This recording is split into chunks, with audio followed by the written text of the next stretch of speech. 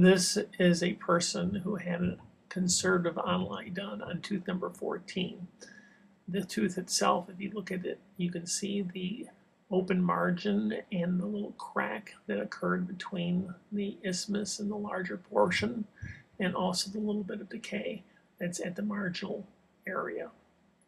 When we take a close look at the tooth, you can see the isthmus, and when we get really close to the mesial marginal ridge, you'll see just a little hint of a fracture line there. When we go in and remove that, there's actually a little bit of decay there. That's the problem with having a expensive restoration done that will not cover both aspects or in between both sides of the teeth. And when you get decay on one side, it will connect.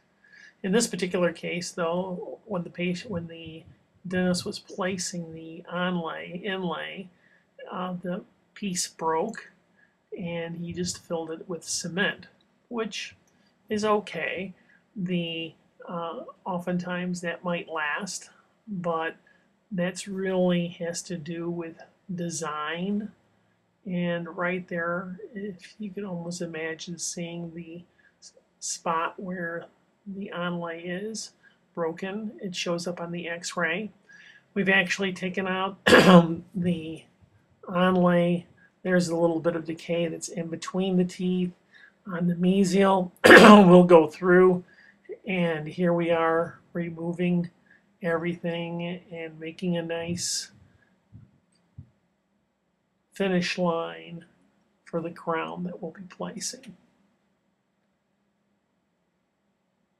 There was a little bit of bleeding there, and what we'll do is we'll come back and actually place some cord so that there isn't any more bleeding, and we'll be able to refine the margins so they're nice and smooth. And that's a critical aspect of whenever an onlay is being done. Here's the other side on the distal. You can see where the tooth-colored material that was used as a base has decay right where the onlay touched the tooth in that brown area there. A little bit of it's being removed with the spoon. It's softer material, and teeth are supposed to be hard. And this type of restoration should be lasting for years and years, and it's only been 2 years old. And that's one of the difficulties of having a conservative restoration that's deep near the gum line. Because when the gum line bleeds and the temporary has been removed, it's very difficult to get a nice bonded seal. Here we are removing a little bit of the composite base that was placed and removing the decay. The little piece of cord is that blue area, and we're going to go back and place that so that it keeps the gum tissue back. We'll remove it all at the end, and you can see the brown area decay underneath that's the side that we cleaned up. This is the other side where it's brown.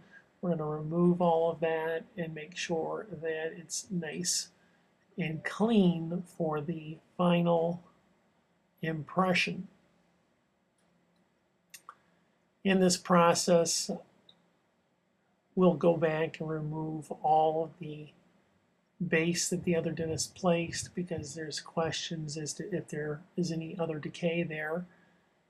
And then we'll place a little bit of a base. As you can see now, there's no bleeding even though we're near the gum line. The cord keeps on coming out a little bit. And so we'll go back and replace it. And that allows us to keep that blood free. There's the close-up of the area decay that was on the x-ray, and we want to remove that completely.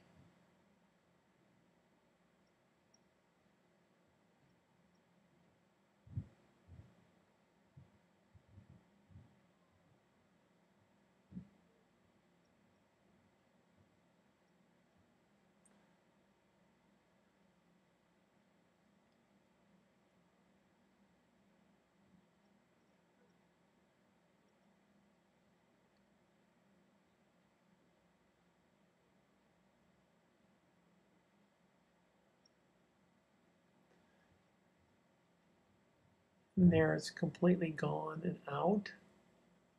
Though I'll use a spoon to check to see if it's hard. And in the dark area, it is hard. There really is, everything is nice. But where there was the decay before, you can still see how it's peeling away a little bit. So I continue to work with it until there's absolutely no soft tooth structure there. Then we'll go back and place a little bit of a base and composite to fill in the grooves, and make sure that the new crown would not have any problems upon seating. There's the base. We're going through polishing it. Went ahead and polished it, and you'll see I'm in the process of removing the cord. Upon doing so, there's just a little bit of bleeding, and that's the type of fluid that you need to be careful of whenever you're bonding, otherwise you would get decay. And this is what the tooth looks like right